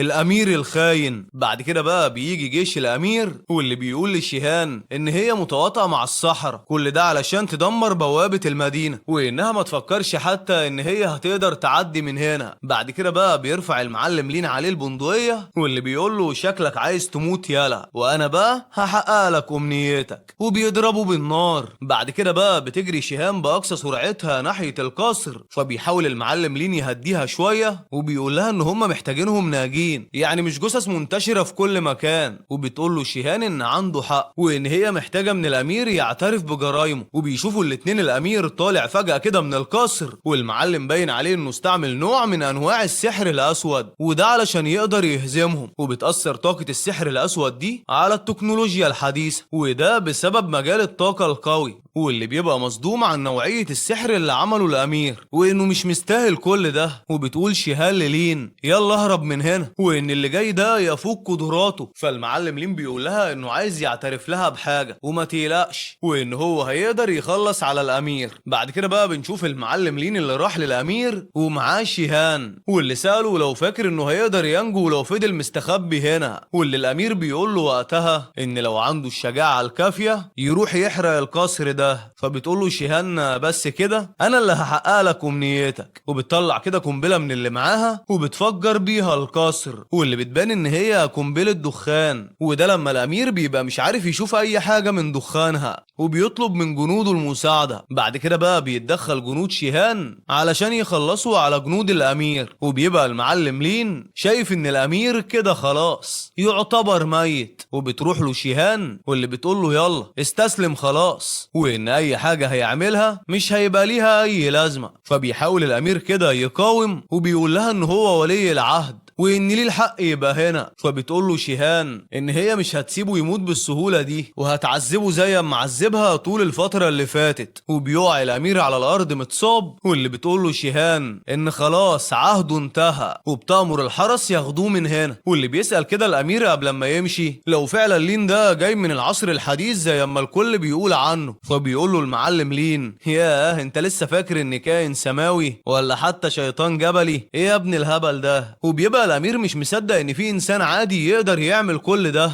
مصدوم من اللي لين بيعمله. بعد كده بقى بيتبعد على الامير من الحرس اخيرا، والشعب كله بيفرح واللي بيحتفلوا بشيهان ومستنيين توليها العرش. وبتقول شيهان ان كل حاجة خلصت اخيرا وان هي هتدي لين نص الملك بتاعها، هتديله نص الاراضي. بس المعلم لين بيرفض وبيقول لها ان هي مش من حقه وان كل اللي هو عايزه بس ان الناس تعيش حياة هادية. بس بيدخل كده على الاتنين فجأة شخص غريب واللي من الواضح كده ان هو ساحر وهالة الطاقة اللي عنده قوية جدا. فبيحاول المعلم لين يحمي شيهان واللي بيقدروا في النهاية كده يخلصوا منه، وبينحني الشعب لأميرتهم الجديدة واللي بيقولوا ان الاستيلاء على العرش من شخص تاني كان خطيئة، واللي بتأمرهم شيهان يفتحوا المخازن ويدوا حبوب للاجئين. ولكن بيقول لها واحد من رجالتها ان المدن الثلاثة اتنازلوا عنها للأعداء الأجانب، يعني دلوقتي قوات العدو احتلتها واللي مش بيبقوا عارفين ايه اللي المفروض يعملوه. فبتقول له شيهان يديها 3 أيام بس. بعد كده بتشكر شيهان لين على كل اللي عمله علشانها، وبيلاحظ المعلم لين كده على الساعة بتاعته دي ان جايله إشعار ان حصل اختراق في مصنعه، وبيشك في تشاو واللي بيفتح كده من الساعة دي كاميرات المراقبة علشان يشوف المصيبة اللي بتحصل، واللي بيلاقي كده ان موظفينه في خطر. بس بيبقى لين مش قادر يرجع حاليا، وده علشان هو في مراسم تتويج شيهان، واللي بيفضل قاعد كده لحد اما كل ده بيخلص. وبتديله شيهان لقب الملك، ملك الشخصية الواحدة، وده لقب بيديله امتياز وعدم الانحناء ليها وكمان مشاركة الامبراطورية معاها. بعد كده بقى بيخلص المعلم لين كل ده وبيرجع اخيرا لبيته، بس بيودع شيهان قبلها. بعد كده بيلاقي المعلم لين المصنع بتاعه في فوضى وبقى خرابة من اللي عمله رجالة تشاو، واللي بيبقى متحوط كده من كل حتة بالاسلحة. وكمان تشاو قبض على كي ومخليها معاه علشان يهدد بيها لين، واللي بيقول له لين انت مش مكسوف من نفسك كده وانت مستعمل 6 علشان تبقى رهين المدينة. فبيقول له المعلم تشاو ان حتى لو هو ملك في عالم تاني فهنا هو اللي بيحط القوانين، وانه قريب قوي كل حاجة ملك لين هتبقى بتاعته هو. وبيوجه تشاو المسدس بتاعه ده ناحية لين، ولكن فجأة كده بيوقفه راجل غريب واللي بيقول له لين نسيت اعرفك بالحارس الشخصي بتاعي واللي يعتبر قنبلة نووية بشرية. واللي بيبدأ الحارس بتاع لين كده اللي من العالم القديم انه يضرب كل رجالة تشاو، وده بالرغم من ان هم معاهم اسلحة ولكن مش بيقدروا عليه. بعد كده بقى بيروح المعلم لين يفك اسر كي واللي بتعرفه ان تشاو رجالته سرقوا كل مواردهم، فبيقول لها لين ما تقلقش وان هو هيخليهم يدفعوا الثمن. وبيقدر الحارس انه يضرب كل رجالة تشاو، واللي بيقول له ان ما فضلش اي حد غير تشاو، واللي بيفضل يعتذر للين على كل اللي حصل وبيوعده يكتب له كل الاصول اللي عنده لو سابه عايش. وبالفعل لين بيسيبه عايش ولكن بيطلب له الشرطه ومش بيلحق المعلم لين يرتاح، واللي بيلاقي كده جاله اشعار من العالم التاني باعلى اشاره استغاثه. واللي هنا بيعرف كده ان شيهان في مشكله كبيره، وبيقول له الحارس من الواضح كده ان العاصمة حصل فيها مشكلة والناس كلها مشغولة بطقوس تتويج شيهان، وكمان من الواضح جدا ان في نقص في موارد الغذاء. هنا بقى بيحاول المعلم لين يجمع كل صناديق الاكل اللي عنده، واللي بيقول له الحارس ان هي مش كفاية وان عددهم بالالاف هناك. فبيبعت لين كده لقسم المشتريات، وبنشوف ان في المدينة التجار بيستغلوا الوضع وبيغلوا الاسعار على الناس بشكل مجنون، ده حتى الملح بيغلوه عليهم. بعد كده بقى بياخد المعلم لين الموارد وبيوديها للعالم القديم في اسرع وقت، وبيبيع الحاجه برخص التراب، واللي بكده بقى بيبقى حتى تجار العالم القديم حط عليهم، واللي طبعا بيبقوا في قمه عصبيتهم ومصدومين واللي هو ازاي قدر يجيب موارد عاليه كده وانه خلى الموارد بتاعتهم دي ملهاش اي لازمه. وبيبقى المعلم لين عارف ان التجار المره اللي جايه هيردوا له في حاجات تانية زي ان هم مثلا يغلوا القماش، ولكن شيهان مش بتبقى قلقانه خالص ولين معاها، واللي بالفعل بيعمل التجار كده وبيخاف الشعب كله ان ده يأثر عليهم علشان الافراح والمياتم وكده، وخصوصا انه مش بس القماش لا ده كمان السكر. ولكن اكيد المعلم لين مش هيسكت على كده، اكيد هيطلع بخطة زي كل مرة، واللي في ثواني بس بيعمل طلبية قماش وسكر بينقلها من العالم الحديث.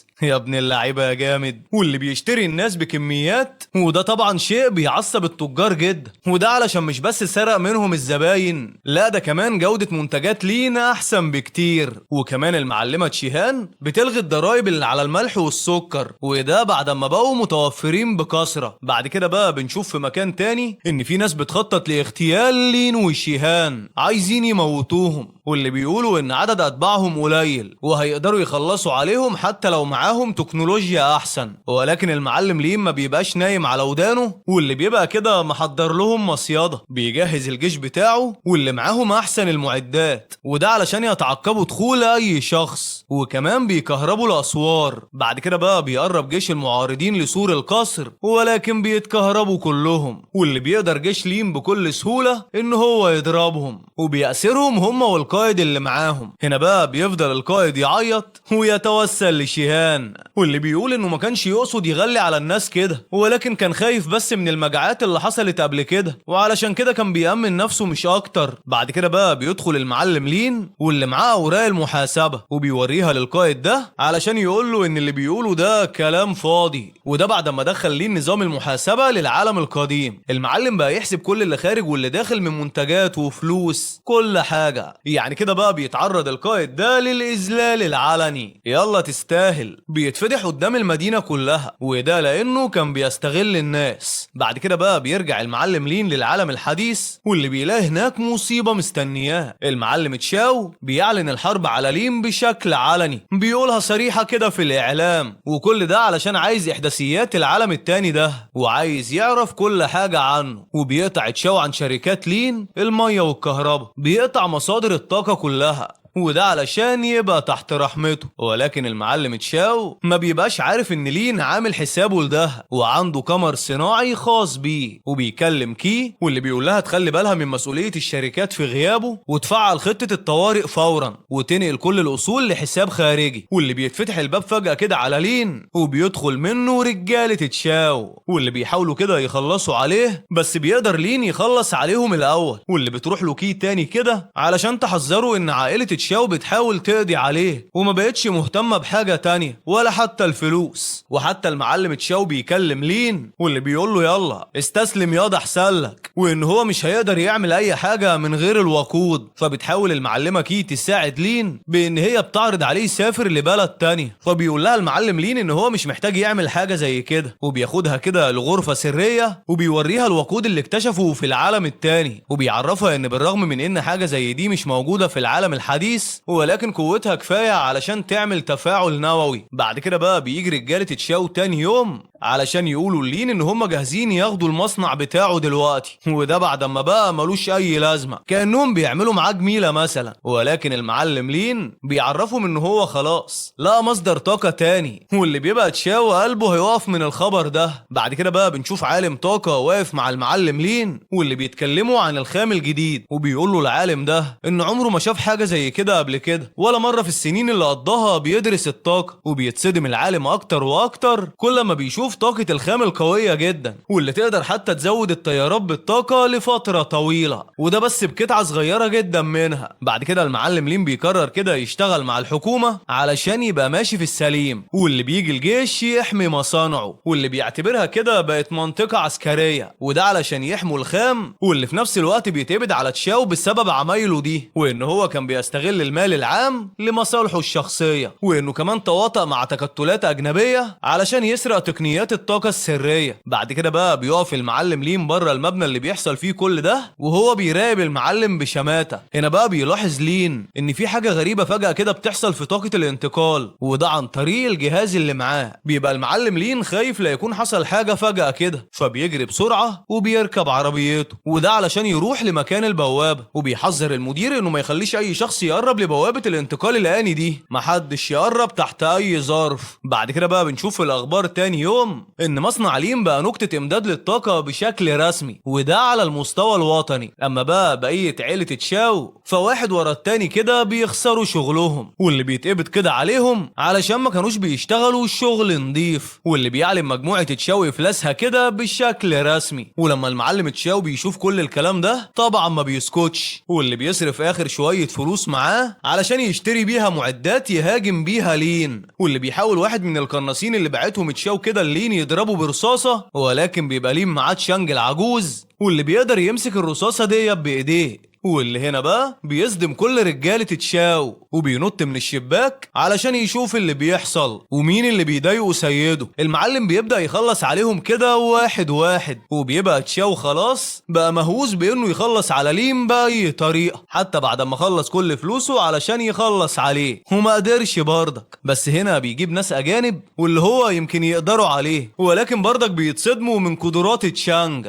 واللي بيستعمل كده السيف علشان يخلص الأسلحة الحديثة وبيقسمها 2. فبيترعب المعلم تشاو لما بيشوف الطريقة اللي بيخلص بيها تشانج على رجالته كأنهم كده شوية نمل، وبينزل لين من العربية علشان يواجه تشاو، واللي بيفضل تشاو كده وهو مرعوب يعرض عليه فلوس من حساب سري، ولكن المعلم هنا بيطمنه وبيقول له ان حتى ده اتوقف خلاص. فبيتغاظ المعلم تشاو اكتر، واللي بيفضل يقول للين ان حتى وهو شبح هيفضل يطارده مش هسيبك ابدا، واللي بيقول له لين لما تموت بقى، وده بعد ما تتعفن كام سنة في السجن. وبيفضل المعلم تشاو يقول ان هو لو خرج عايش هيرجع وهينتقم منه، فبيقول له لين وماله وبيسيبه وبيمشي. بعد كده بقى بنشوف المعلم لين واللي استحوذ على كل شركات تشاو، وبكده اتمحت عيلة تشاو بشكل كامل، اتشالت من خريطة الاعمال. وبيبقى المعلم لين لسه ما خلصش كده فضيحة في تشاو، واللي بيطلع كمان مجهز له شوية فضايح كمان، واللي حاول تشاو يتخلص منها ويمسحها من الكمبيوتر، ولكن بطلنا لين قدر يوصل لها بكل سهولة. وبيطلع المعلم تشاو عامل مصايب كتيرة غير الفلوس، زي مثلا تهريب بضائع كده من على الحدود. بعد كده بقى بنشوف المعلم لين اللي قاعد لوحده واللي بتدخل عليه كي، واللي بتسأله لو هيفضل معتمد على التجارة اللي ما بين العالمين بالشكل ده، واللي بتقترح عليه ان هم يخلوا التجارة ما بين العالمين دي قانونية، يخلوها يعني بشكل رسمي. فالمعلم لين بيقول لها ان الموضوع ده معقد اكتر من كده، ومع ذلك هو بيفكر فيه وبيفكر يبني مجمع صناعي كده في منطقة الحدود الكبرى ومركز للبحث والتطوير في العالم الحديث،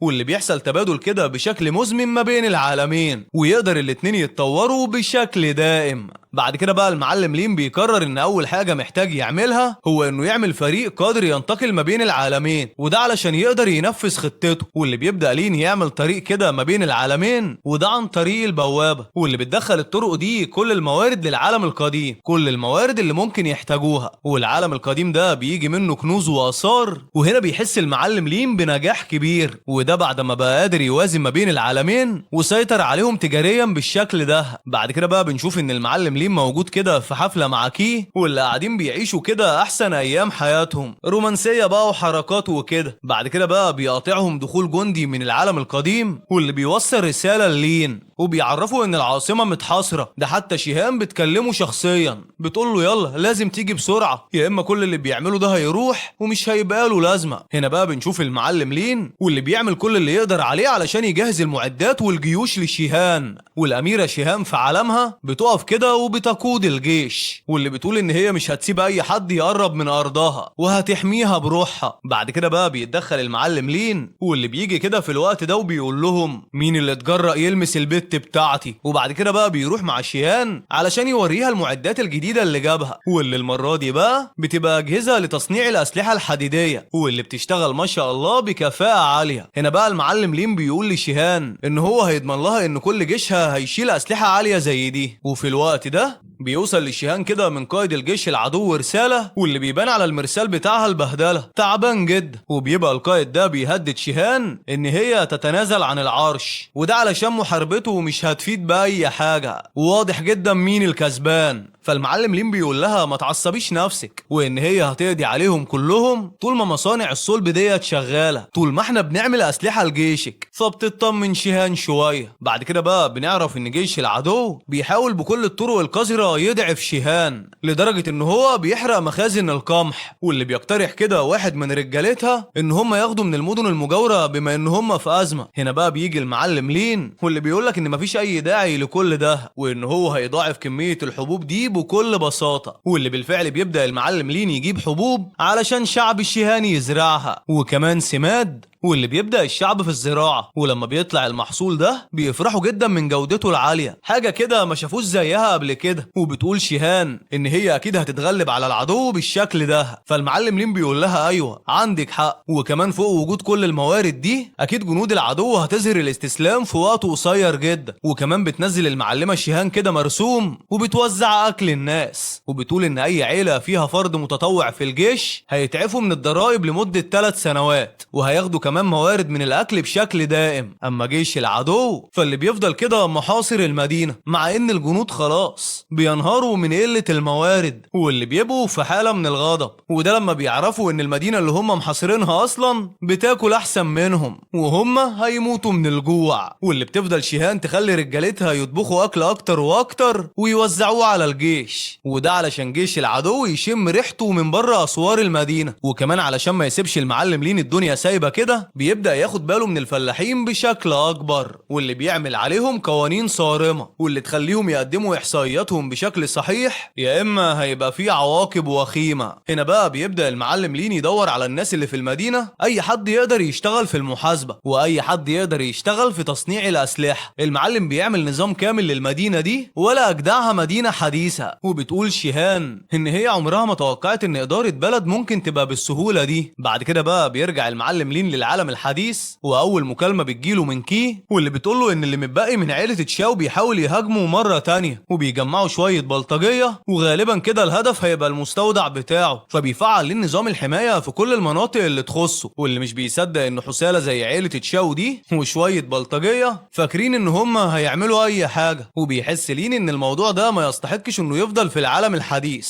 وده على الاقل في الوقت الحالي بس. وبيرجع لشيهان من تاني، واللي بتبقى خلاص على وشك ان هي تبدأ الحرب مع العدو، وبيفضل قائد العدو بردك على موقفه وغروره، واللي بيقول لشيهان يلا استسلمي. فبتقول له شيهان ده كلام كبير قوي على شخص الموارد بتاعته خلصانه. وبيبدأ القتال ما بين الجيشين، وده بعد ما لين بيدي الاشاره لجيشه. بنشوف الاميره شيهان بتكلم قائد جيش العدو، واللي بتقول له يلا استسلم انت وجيشك احسن ما تموتوا بعدين، وده علشان مستحيل يقدر عليهم اصلا. وده بعد ما بقى جيش العدو بيبقى اساسا مرعوب بسبب القوة اللي شافها من جيش شيهان والدروع والاسلحة القوية اللي معاهم، ولكن بيبقى القائد رافض ان جيشه يتراجع، وبيهدد اي شخص يتراجع بانه هيقابل الاعدام فورا، وبيقول على لين انه اكيد ساحر. هنا بقى بيقول له المعلم لين انه لا ساحر ولا حاجة، وان هو بيستعمل التكنولوجيا مش اكتر من كده. بعد كده بقى بنشوف الجيش بعدها بيرتاح شوية، وبتروح المعلمة شيهان مع لين علشان يخططوا اللي عايزين يعملوه في الخطوة اللي جاية، واللي هي بناء الطرق علشان تسهل عليها وعلى جيشها الانتقال لأي مكان. بعد كده بيبدأ المعلم لين يستورد كل الأدوات اللي محتاجينها، واللي بيبدأ الجنود يبنوا الطريق. لا ده كمان بيبنوا عربيات بالأدوات الحديثة، واللي بتخلي حتى العربيات القديمة الخشبية دي تبقى سريعة جدا وسهلة جدا في الحركة. وبنشوف ان جيش شيهان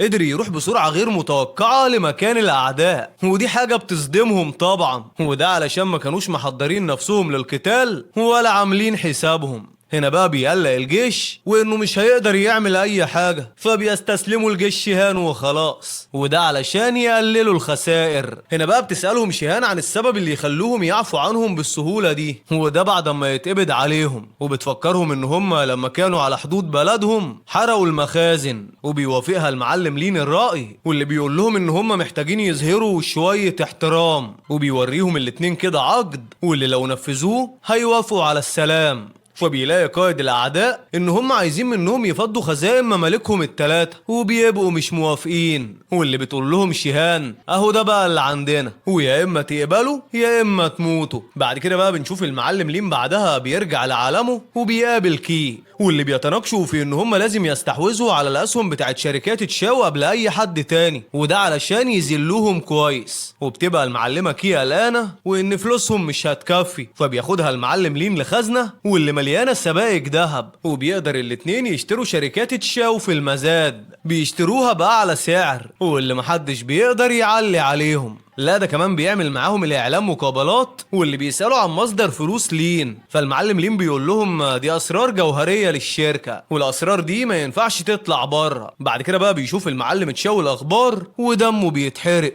بيبقى عايز يعمل أي حاجة علشان ينتقم من لين. بعد كده بقى بنشوف الدنيا كلها وهي بتتكلم عن الخام بتاع لين، واللي بيشكو انه من بره الكوكب وده من قوته، واللي بيسمع عنه العالم كله واكبر رجال الاعمال في العالم بيروحوا يقفوا قدام مصنعه، وده علشان عايزين يستثمروا معاه. فالمعلم لين بيوافق يشتغل مع شوية منهم، وده لما بيلاقي ان هم قادرين يفيدوه بشكل كبير. بعد كده بقى بيقعد المعلم لين يخطط علشان يعمل نظام جديد، نظام بيمتد ما بين العالمين، وده بعد ما قدر يوصل للنجاحات دي كلها، واللي بيبدأ كده يعمل مزادات تحت إشراف كي، وده علشان يبيع فيه القطع الأثرية اللي بياخدها من العالم التاني. وبيبقى المعلم لين معاه كنوز كتيرة جدا واللي ملهاش أي قيمة في العالم القديم، ولكن في عالمهم ده بتتباع بملايين. يا سلام، لو انت مكانه هتعمل ايه يا صديقي؟ قول لي تحت في التعليقات. ما علينا، يلا نكمل. المهم الآثار دي بقى بيتعمل لها مزادات عالمية لأن هي حاجة نادرة جدا. بعد كده بقى بيعدي كام يوم وبتيجي رسالة من شيهان للين، واللي بتبلغوا إن هم خلصوا على قوات العدو، والإمبراطوريات الثلاثة العظمى استسلمت، وتتويجها بشكل رسمي هيحصل قريب جدا. فالمعلم لين بيفرح لها، وده علشان هي أخيرا هتبقى على العرش بشكل رسمي. بعد كده بقى بيجي يوم تتويج شيهان، واللي بتبقى زعلانة علشان لين ما جاش، والموضوع ده جارح بالنسبة لها، واللي بيبقى كده عندها إحساس إن كل الاحتفالات وكل اللي بيحصل ده ملوش أي لازمة من غير وجود لين معاها. ولكن في مكان تاني بيبقى المعلم لين مشغول كده في العالم الحديث، ولكن ومع ذلك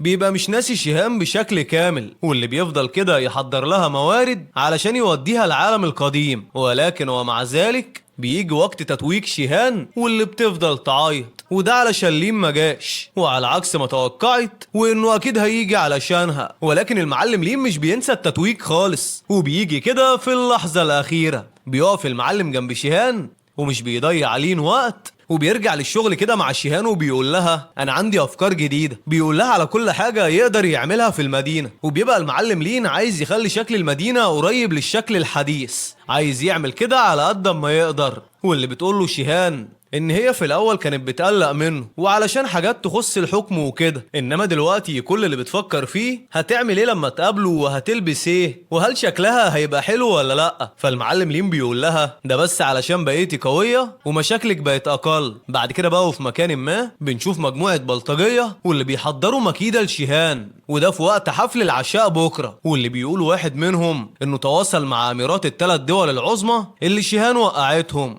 واللي بيبقوا مقتنعين ان اسلحه لين وكل الحاجات الجامده اللي معاهم دي مش هيبقى ليها اي لازمه، ولكن العصابه بيبقوا مش عارفين ان المعلم لين اساسا مراقبهم بالكاميرات واللي حاططها في كل حته في المملكه. بعد كده بقى بيجي اليوم اللي بعده وقت حفل العشاء، واللي بيحاول العصابة كده يسمموا شيهان، وده عن طريق أميرات الدول التلاتة، ولكن المعلم لين بيحذرها ما تشربش حاجة منهم، واللي بكده بيكشف خطة العصابة. فطبعا بتترعب العصابة جدا لما بيلاقوا ان هم اتفضحوا، واللي بيفضلوا كده يترجوا شيهان تسامحهم. فالمعلم لين بيقرر كده يسامحهم، ولكن بشرط ان هم يدوله دهب خام بكميات كبيرة، واللي طبعا بيوافقوا وبيحيوا لين على كرمه ومسامحته ليهم. وبعد ما بيخلص حفل العشاء ده بيروح المعلم لين مع شيهان، واللي بيبقى محضر لها كده ألعاب نارية من العالم الحديث، وده كمفاجأة ليها، واللي شيهان بتعجب بيها جدا، وده علشان أول مرة تشوف حاجة زي كده. واللي بتسأل لين لو مستعد يبقى الحاكم معاها على البلاد، فالمعلم لين بيقول لها نعم، انت مستوعبة اللي انت بتقوليه ده؟ فبتقول له شيهان ان بلدها ملهاش اي لازمه من غيره، وانه قدم كتير للبلد دي. فبيديها المعلم لين كده جهاز لاسلكي، وبيقول لها ان هي تقدر تكلمه في اي وقت، وبيوصل من على بعد 1000 ميل، وكمان بيبدا يستورد موارد ويعمل ابراج طاقه،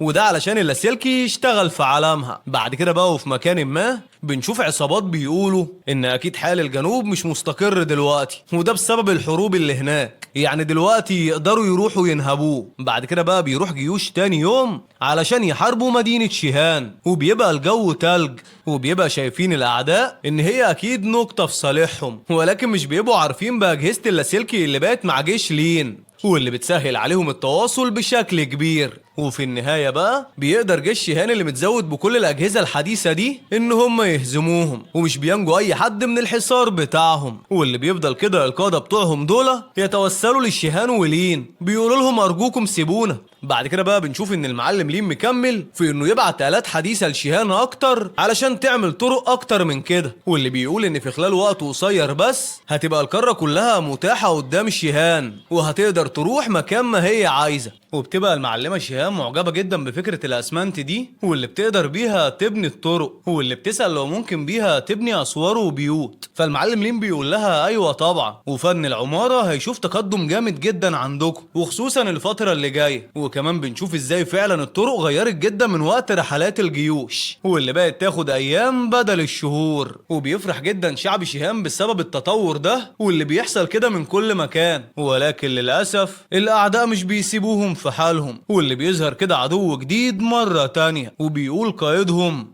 انه مش فارق معاه الطرق اللي بيعملوها، وان عنده دفاعات طبيعية، واللي بيبقى كده عامل حصن فيه 30,000 جندي، واللي بيقول للين ان هو مستحيل يقدر يخترقه. بعد كده بقى بتعدي الايام وبتبدأ الموارد جوه الحصن بتاع العدو تخلص واحدة واحدة، بس القائد بيرفض يوقف ويستسلم، فبيبعت لين كده طيارات آلية تبعت منشورات للأعداء تشجعهم على الاستسلام، ولكن المعلم بردك بيفضل رافض، وبيقتل جندي علشان بس مسك البوستر ده. بعد كده بقى وفي النهاية بيثور الناس على القائد، وده بسبب قلة الأكل والخوف، وبيقولوا إن هم عايزين يعيشوا، وبيكسروا باب الحصن وبيخرجوا، وبيدي لين الجنود المستسلمين دول حبوب وموارد وأكل، وبيبارك لشيهان علشان بكده بقت ملكة القارة كلها. بعد كده بقى بيرجع المعلم لين للعالم بتاعه تاني، وبيلاقي ان اكبر عشرات الشركات في العالم للالكترونيات مستنيينه يرجع بفارغ الصبر في قاعة المؤتمرات، واللي بيقول لين خليهم يستنوا شوية علشان يتعلموا الصبر، واللي بيفضل كده كل رجال الاعمال يتخانقوا مع كي علشان كده لين مش بيحترم مواعيدهم. بعد كده بقى في النهاية بيوصل المعلم لينا اخيرا، واللي بيقول لهم لين ما تضيعوش وقتي، واللي عنده حاجة كويسة يعرضها يا اما يمشي. بعد كده بقى بنشوف بعدها قد ايه الاقتصاد العالمي بيزيد في كل ثانية، والسبب وراء ده هو المعلم لين، واللي وصل لمصدر طاقة جديد للعالم، ومع ذلك بتبقى المعلمة كي هي اللي شايلة كل الشغل. وبيقول لها لين ان هو راجع بعد 3 ايام، وبيسيبها كده وبيروح للعالم القديم. واللي بيلاقي شيهان محتاسه كده وسط اوراق كتيره، فالمعلم بيقول لها ما تتعبيش نفسك بقى، سيبيها عليا انا. وبياخد الاوراق دي وبيرجع بيها تاني للعالم الحديث، وده علشان يشوف اي حد يشتغل عليها. وبيتعمل بالورق ده نظام كده على الكمبيوتر علشان يساعد شيهان في التنظيم. لا ده كمان بيعمل لها خطة إدارة ال5 سنوات اللي جاية، وكل ده في كتاب صغير ولابتوب. وبيعرف لين شيهان على كي واللي ساعدتها في كل ده، وكانت بتساعده هو كمان. فبتقول شيهان إن هي عايزة ترد الجميل، فبيوريها لين فيديو كده عملته كي علشانها، واللي بتشرح فيه طرق مبسطة لإدارة الورق، واللي بتبقى شيهان معجبة جدا بيها وعايزة تقابلها شخصيا. واللي بتبعت لها كده مع المعلم لين قلادة قيمة، وده علشان تشكرها على كل اللي عملته علشانها. فالمعلمة كي بتفرح جدا بالقلادة دي لما بتشوفها، واللي بتوعد تشتغل بشكل أكبر علشان شيهان. بعد كده بقى بيعدي كام يوم، وبيبقى المعلم لين بينقل موارد للعالم القديم، واللي بيلاحظ انها بقت تنتقل بشكل اسرع بكتير. لا ده كمان بيحس كده ان في شيء غريب، في حاجة بتحصل هو مش فاهمها. وده لما بيلاقي ان المعلمة شيهان فجأة كده بقت قادرة تشوفه من الناحية التانية، وبيحذرها انها تقرب من البوابة دي. وبتبقى شيهان شايفة عالم لين ومعجبة بيه وعايزة تروحه، ولكن بيحذرها لين ان هي كده ممكن ما تقدرش ترجع تاني. وبيحس لين ان مفيش قدامه اي حل غير انه يخلي العلماء يتدخلوا، وده علشان يعرفوا البوابة مالها، وده علشان لازم يخلي التوازن ما بين العالمين، وده علشان محتاجين بعض وفي تكامل وترابط ما بينهم. وما ينفعش البوابة تتقفل علشان ساعتها العالمين هيتضروا بشكل كبير. واللي بتفضل البوابة تتلاشى كده بشكل أكبر مع الوقت كأنها مش موجودة أساسا، وكان العالمين بيحصل ما بينهم اندماج. فبيقولك كده المعلم لين إن شكل كده قواعد العالمين اندمجت، واللي بالفعل كده بيفضل الاندماج ده يحصل لحد ما بيحس كل واحد كده إنه في عالم التاني. ده حتى كمان بيظهر قمرين في السماء، وبيحصل أخيرا الاندماج النهائي، واللي بيخلي الانتقال ما بين العالمين سهل جدا كأنهم عالم واحد ومفيش ما بينهم اي حدود. واللي بيتقابل كي وشيهان وبيتعرف الاتنين على بعض زي ما كانوا عايزين، واللي بتشكر كل واحدة التانية على اللي عملته علشانها. وبيقرر لين انه هيطور بشكل دائم ما بين العالمين، واللي بيبدأ كده يعمل برامج تعليمية للناس اللي من عالم شيهان، وده علشان يفهموا التكنولوجيا بعد ما بقى عالمهم واحد، وكل واحد بيقدر يروح لأي عالم من الاتنين. أي حد بيروح وقت ما هو عايز. والمعلم لين بيقعد في النهاية كده مع شيهان وكي بياكلوا وبيشربوا والكل مبسوط. بس بيلاحظوا بعدها إن في بوابة كده لعالم تالت اتفتحت، ولكن من الواضح المرة دي إنها من المستقبل. وبيقول لهم لين شكل كده ده وقت نستكشف عالم جديد. عايز أقول لك بقى إن دي من أفضل النهايات اللي ممكن نشوفها يا صديقي، ولكن من الواضح كده ان الحكايه مش هتخلص على الموسم الاول بس، معنى كده ان في موسم تاني. ولكن علشان يوصلك اشعار لما ننزل الموسم التاني واي حكايه جديده ننزلها ان شاء الله، يبقى ظبط بقى الدنيا كده، لايك للفيديو واشترك في القناه. والاهم طبعا عايزين نغرق التعليقات بذكر الله والصلاه على النبي.